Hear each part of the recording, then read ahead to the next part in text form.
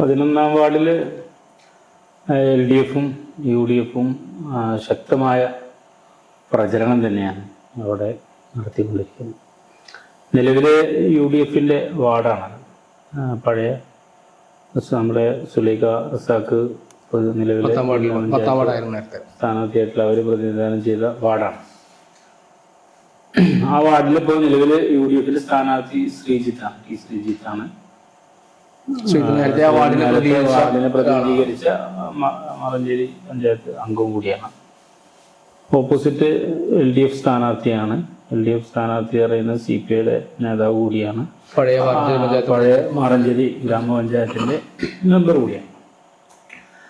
അപ്പോൾ ഈ നജീബ് ഖാൻ ചാന്ദിപ്പുറത്ത് നജീബ് ഖാൻ അവിടെ ഒരു സ്ഥാനാർത്ഥിയായി വന്നതോടുകൂടെ ആ ഒരു മത്സരത്തിന്റെ ഒരു സ്വഭാവം മൊത്തത്തിൽ മാറിയിട്ടുണ്ട്. അതുവരെ ജയിച്ചു നിൽക്കുന്ന ഒരു വാർഡ് എന്നുള്ള ഒരു UDF-നെ സംബന്ധിച്ചിടത്തോളം.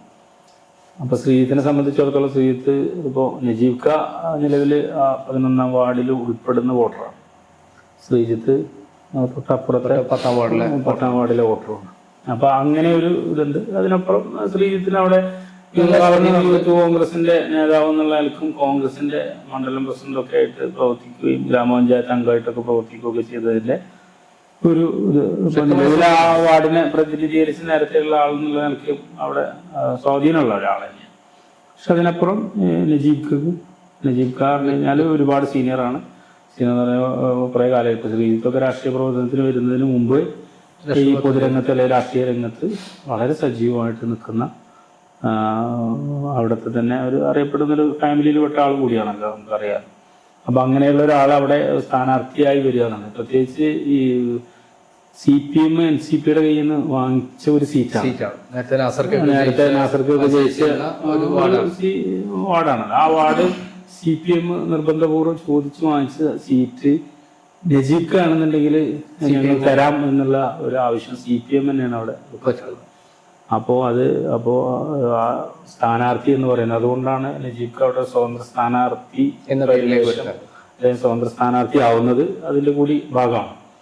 കാരണം CPM അത്രയും താല്പര്യപൂർവ്വമാണ് ആ CPI കൊടുത്തത്. അപ്പൊ അത് അവർക്ക് എങ്ങനെയെങ്കിലും, കാരണം നിലവിലെ UDF-ന്റെ ഒരു വാർഡാണത്, അത് എന്ത് വില കൊടുത്തും തിരിച്ചു പിടിക്കണം എന്നുള്ള ഒരു അവരുടെ ഒരു പ്ലാന്റെ ഭാഗമായിട്ടൊക്കെ ആവണം.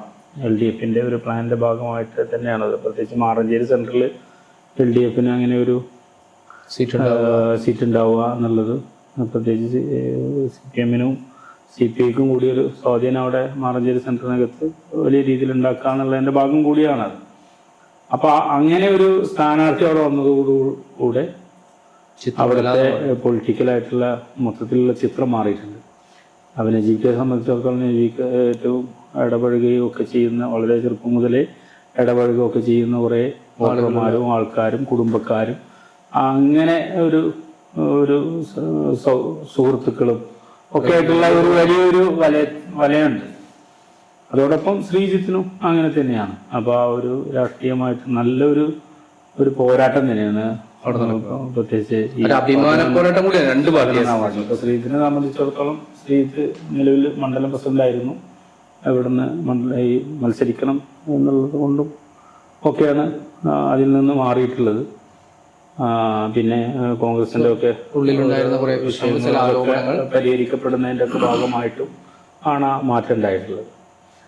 അപ്പൊ അങ്ങനെ ഒരു സ്ഥാനാർത്ഥി സ്വാഭാവികമായിട്ട് വരുമ്പോൾ ശ്രീജിത്തിന്റെ പല വിഷയങ്ങളും നമുക്ക് അറിയാം. ഇവിടെ പൊളിറ്റിക്സ് അത്തരം കാര്യങ്ങളിലേക്ക് നമ്മൾ അവസരത്തിൽ ചർച്ച ചെയ്യാത്ത വിഷയമാണ്. അപ്പൊ അങ്ങനെ രാഷ്ട്രീയമായിട്ടൊക്കെ വലിയ രീതിയിൽ വിവാദങ്ങളും അങ്ങനെ പ്രത്യാരോപണങ്ങളും ആരോപണങ്ങളും ഒക്കെ പല രീതിയിലും ഉണ്ടായിട്ടുണ്ട്. അപ്പോൾ പോലും അതിനൊക്കെ തരണം ചെയ്യാനും നിൽക്കാനും ഒക്കെ കരുത്തും ശേഷിയും ഒക്കെ ശ്രീജിത്തിന് ഉണ്ടായിട്ടുണ്ട്.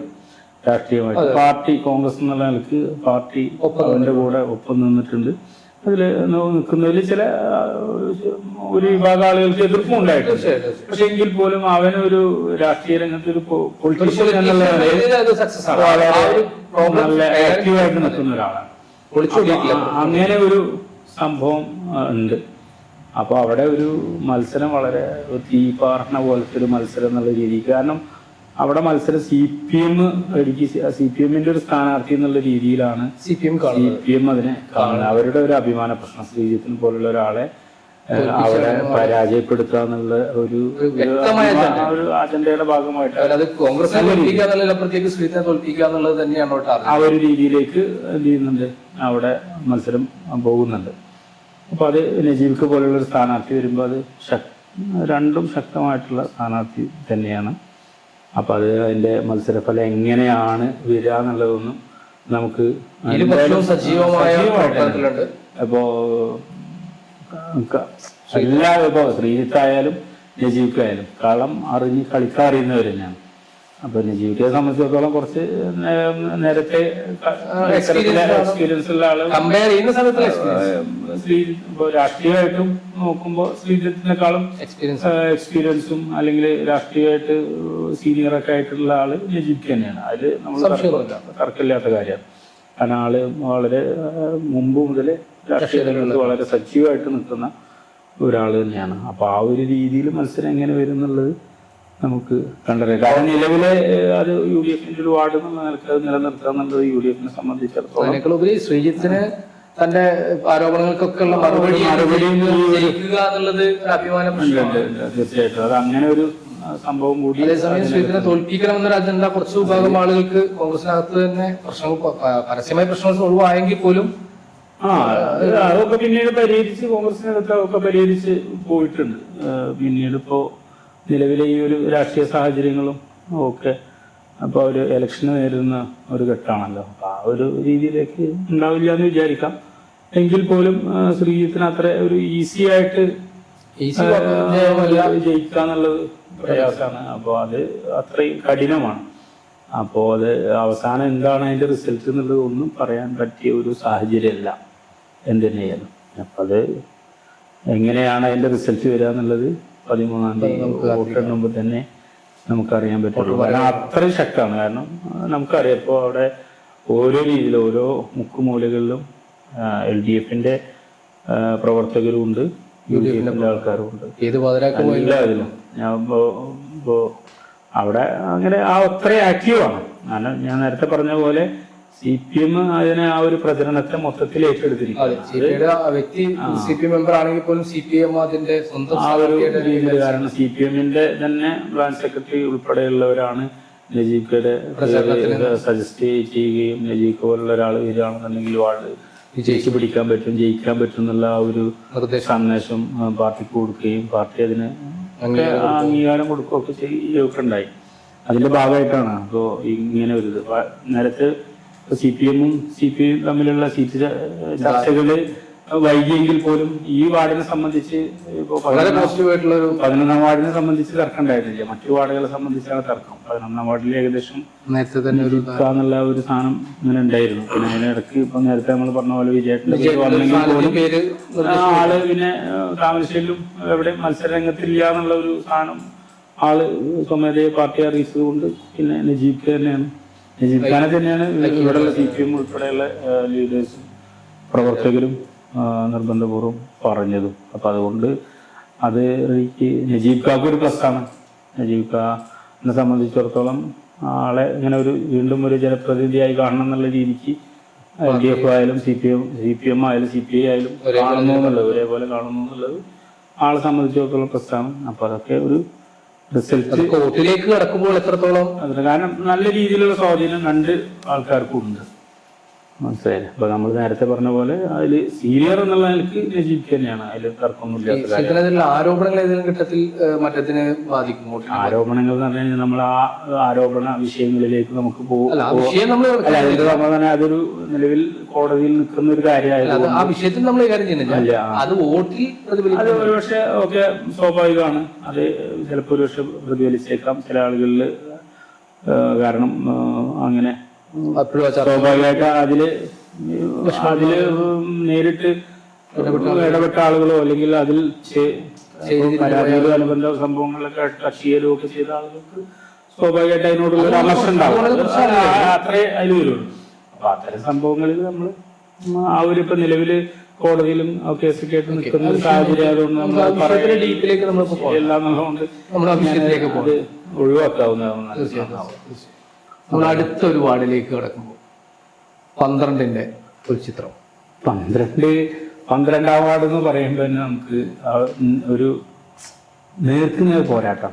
അവിടെ പിന്നെ വേറെ ഒന്നുമില്ല എന്ന് വെച്ചാൽ LDF UDF. അപൂർവം ചില വാർഡുകളിൽ മാത്രമേ അങ്ങനെ ഒരു പോരാട്ടമുള്ളൂ. ഇപ്പൊ അവിടെ LDFനെ സംബന്ധിച്ചിടത്തോളം LDFന്റെ സ്ഥാനാർത്ഥി റജുല ഗഫൂറാണ്. റജുല ഗഫൂർ നിലവിലെ ആ വാർഡിലെ മെമ്പറാണ്. അതൊരു ജനറൽ വാർഡാണ്. ആ ജനറൽ വാർഡിൽ ഒരു വലിയ സ്ഥാനാർത്ഥിയാക്കുന്നു, CPM ആക്കുന്നു എന്നുള്ളത് വലിയൊരു അംഗീകാരമാണ്. അവർക്ക് ആ ജനപ്രതിനിധി നടത്തിയ പ്രവർത്തനത്തിന്റെ മികവിനുള്ള ഒരു അംഗീകാരമായിട്ട് തന്നെയാണ് നമ്മൾ അതിനെ കാണേണ്ടത്. ആ ഒരു മത്സരത്തിലേക്ക് വരുമ്പോൾ നേരെ ഓപ്പോസിറ്റ് സൈഡ് എന്ന് പറയുന്ന അഷ്റഫിയാണ്, കോൺഗ്രസിന്റെ നേതാവാണ്. നമ്മുടെ കഴിഞ്ഞ തവണ പറഞ്ഞു കഴിഞ്ഞാൽ ഒരു ഒറ്റ വോട്ടിന് പഞ്ചായത്ത് മെമ്പർ ഒരാളാണ്. അപ്പൊ ആളെ സംബന്ധിച്ചിടത്തോളം ആ ഒരു ഇതില് തിരിച്ചു പിടിക്കണം. എന്ത് തന്നെയായാലും അന്ന് ഒരു വോട്ടിന് കൈവിട്ടു പോയ ആ ഒരു വിജയമാണത്. അപ്പൊ അത് എങ്ങനെയെങ്കിലും അത് തിരിച്ചു പിടിക്കണം എന്നുള്ള ഒരു വലിയ ഒരു ശ്രമത്തിന്റെ ഭാഗമായിട്ട് നല്ല രീതിയിലുള്ള ഒരു നല്ല രീതിയിൽ അത് രണ്ട് ടീം UDF ആയാലും LDF ആയാലും നിലവില് ഇപ്പോ റജിലെ സംബന്ധിച്ചിടത്തോളം അവിടെ ഒരു പരിചയപ്പെടുത്തൽ വേണ്ട. അതേപോലെ തന്നെയാണ് അഷ്റഫ്. രണ്ടും ആ പ്രദേശത്തുള്ള ആ വാർഡിലുള്ളവരാണ്. അവർ രണ്ടുപേരെയും അവിടെ അങ്ങനെ സുപരിചിതരാണ്. ഒരു രീതിയിലും പരിചയപ്പെടുത്തേണ്ട ഒരു ആവശ്യമില്ലാത്ത, എല്ലാവരുടെ ഇഷ്ടക്കായി ഒരു പ്രിയപ്പെട്ടവർ അല്ലെങ്കിൽ ഇഷ്ടക്കാരായി അറിയുന്നവര്, രാഷ്ട്രീയത്തിന് അതീതമായിട്ട് നല്ല ബന്ധമുള്ള ആൾക്കാർ തന്നെയാണ്. അത് നമുക്കതിൽ ഒന്നും തള്ളിക്കളയാൻ പറ്റുകയില്ല. എന്തുതന്നെയായാലും ആ ഒരു ജനറൽ വാർഡിൽ ഒരു വനിതയും ആ ഒരു മത്സരം അഷ്റഫയും റജിലും തമ്മിലുള്ള ഒരു മത്സരം അത് നല്ലൊരു മത്സരമാണ്. കാത്തിരിക്കാൻ പറ്റുന്ന ഒരു റിസൾട്ട് തന്നെയാണ്. അപ്പൊ അത് എങ്ങനെയാണ് അത് 5 വർഷത്തെ പ്രവർത്തനങ്ങൾ ജനങ്ങൾ ഏറ്റെടുത്തോ ഇല്ലയോ, പാർട്ടിയും മക്കളും അംഗീകരിച്ചതാണ്. ഈ അംഗീകരിച്ചോ എന്നുള്ളതാണ് ഈ അതിനേക്കാൾ അപ്പുറത്തേക്ക് അല്ല. അത് ജനങ്ങൾ അംഗീകരിച്ചു. അവരുടെ പാർട്ടിയും അവരെ അംഗീകരിച്ചു, അല്ലെങ്കിൽ ആ പ്രവർത്തനത്തിന്റെ മികവിനെ അംഗീകരിച്ചത് കൊണ്ട് ആ ഒരു ജനറൽ സീറ്റിൽ അങ്ങനെ അവർക്കൊരു സീറ്റ് കൊടുക്കും. അപ്പൊ അത് പിന്നീട് ഇപ്പോഴത്തെ പ്രചരണത്തിൽ വരുന്ന ആ ഒരു ഏറ്റക്കുറച്ചിലും, കാരണം അഷ്റഫയും ഒരു വോട്ടിന് നേരത്തെ പോയ ഒരാളാണല്ലോ, അത് നഷ്ടപ്പെട്ടതാണ് ഒരു വോട്ട്. അപ്പൊ അത് തിരിച്ചു പിടിക്കാന്നുള്ള ഒരു ലക്ഷ്യം എന്തായാലും UDFന്റെ ഭാഗത്തുനിന്ന്, പ്രത്യേകിച്ച് അഷ്റഫയുടെ ഭാഗത്തുനിന്ന് അവർ വ്യക്തിപരമായിട്ടും ഒക്കെ ആയിട്ട് നല്ല രീതിയിലുള്ള പ്രചരണമാണ്. കൂട്ടമായിട്ടും ഒറ്റയായിട്ടും സ്ഥാനാർത്ഥി എന്നുള്ള നിലക്കും UDF എന്നുള്ള നിലക്കും, അതുപോലെ LDFന്റെ സ്ഥാനാർത്ഥി എന്നുള്ള നിലക്കും LDFന്റെ ഗ്രൂപ്പായിട്ടും ഒക്കെ നല്ല രീതിയിലുള്ള സജീവമായിട്ടുള്ള പ്രവർത്തനം 12-ൽ നടക്കുന്നുണ്ട്. അതിന്റെ റിസൾട്ട് നമുക്ക് കാത്തിരിക്കാം. 13-ാം വാർഡില് LDF എന്ന് വെച്ചാൽ CPയുടെ സീറ്റാണ്. LDF നേരത്തെ മാറലിക്ക വിജയിച്ച വാർഡാണ്. CPയുടെ ഒരു സിറ്റിംഗ് വാർഡ് എന്നുള്ള എനിക്കുള്ള ഒരു വാർഡ് തന്നെയാണ്, ഉറച്ച വാർഡ്, അങ്ങനെ തന്നെ അതിന് പറയാം. അപ്പൊ അവിടെ നിലവിൽ മത്സരിക്കുന്നത് പ്രസീത സുബ്രഹ്മണ്യം എന്ന് പറഞ്ഞിട്ട് ആരോഗ്യ പ്രവർത്തകയൊക്കെ ആയിട്ടുള്ള അവരാണ്. അവിടുത്തെ LDFന്റെ CPയുടെ സീറ്റാണ്, LDFന്റെ സ്ഥാനാർത്ഥിയായിട്ട് അവിടെ. ആ വാർഡില് ഷെരീഫ നാസർ അവരാണ് മറ്റേ UDFന്റെ സ്വതന്ത്ര സ്ഥാനാർത്ഥിയായിട്ട് മത്സരിക്കുന്നത്. അവര് വെൽഫെയർ പാർട്ടിയുടെ ഒരു പ്രവർത്തക എന്നുള്ള രീതിയിൽ വെൽഫെയറുമായി ചില അലയൻസ് ഉണ്ടാക്കിയതിന്റെ നമുക്ക് പിന്നീട് മറ്റൊരു അദ്ദേഹത്തിൽ ചർച്ച ചെയ്യുന്നത്.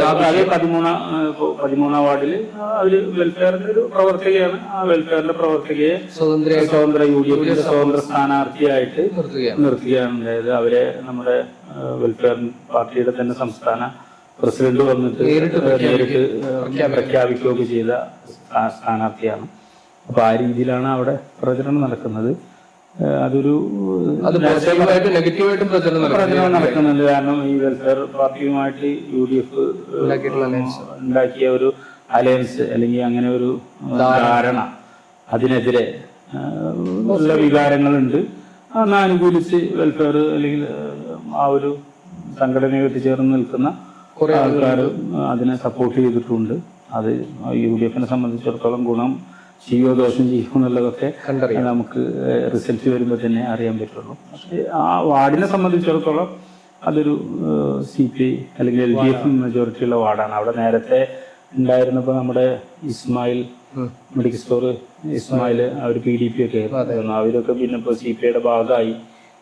അവിടെ ഒരു കുറച്ച് അത്യാവശ്യം ആളുകളുള്ള ഒരു ഇതാണ്. ആ ഒരു CPIയുടെ ഭാഗമായി കുറച്ചുകൂടി അവിടെ ഒരു ശക്തിയുള്ള വാർഡാണ്.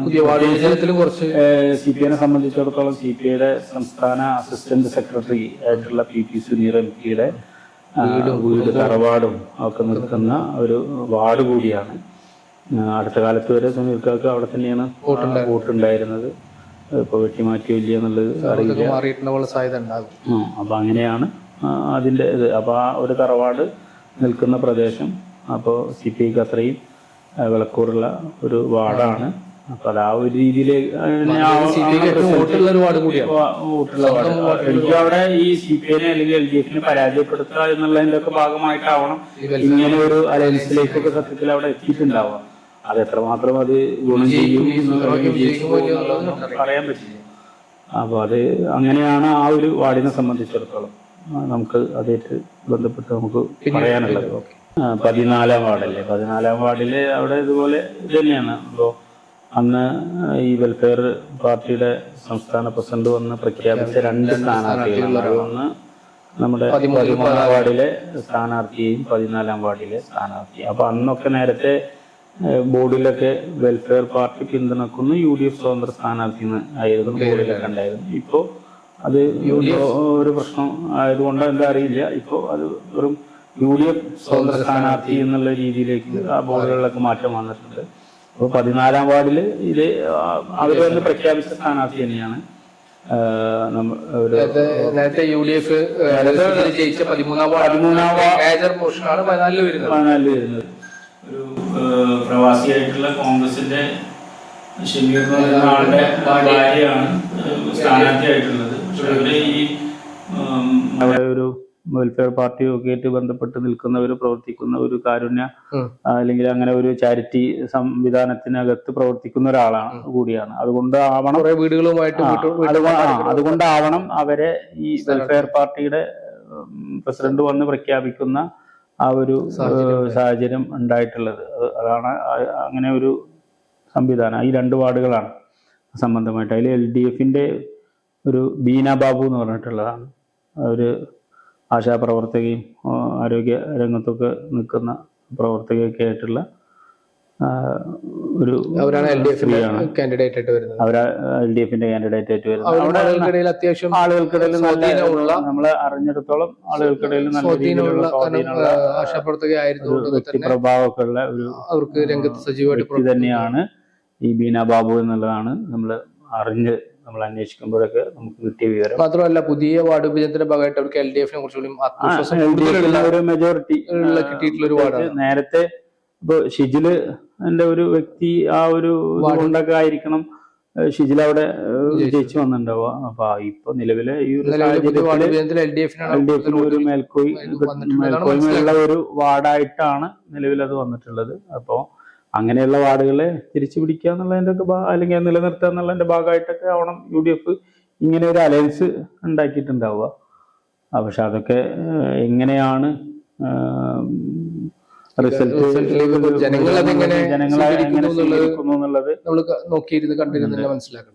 പ്രത്യേകിച്ച് ഈ ഒരു അലയൻസിനെതിരെ ഇപ്പൊ വർത്തമാനകാല സാഹചര്യം ഇപ്പൊ ഇന്നും കഴിഞ്ഞ ദിവസങ്ങളിലൊക്കെ ആയിട്ട് പല രീതിയിലുള്ള വാർത്തകളൊക്കെ വലിയ രീതിയിൽ വരുന്നുണ്ട്. അപ്പൊ അതൊക്കെ എങ്ങനെയാണ് അത് തെരഞ്ഞെടുപ്പിനെ ബാധിക്കുക എന്നുള്ളതൊന്നും പറയാൻ സാധാരണ ജനങ്ങൾ എങ്ങനെയാണ് ഈ അലയൻസിനെ ഏറ്റെടുക്കുന്നത്? തീർച്ചയായിട്ടും. അപ്പൊ അത് അങ്ങനെ ഒരു സാഹചര്യമാണ്. UDF കൂട്ടായെടുത്ത തീരുമാനമാവണം. അങ്ങനെയാണ് എനിക്ക് മനസ്സിലാക്കുന്നത്. എന്തായാലും UDF ഒറ്റയ്ക്ക് ഒരാളും 2 കൂടി മാത്രമായിട്ട് എടുക്കുന്ന തീരുമാനം ആവും സാഹചര്യം ഇല്ലല്ലോ. അപ്പൊ അങ്ങനെയാവണം. ഇപ്പൊ എന്തായാലും അതിന്റെ റിസൾട്ട് എങ്ങനെയാന്നുള്ളത് നമുക്ക് എന്തായാലും കാത്തിരുന്ന് തന്നെ കാണാൻ പറ്റും.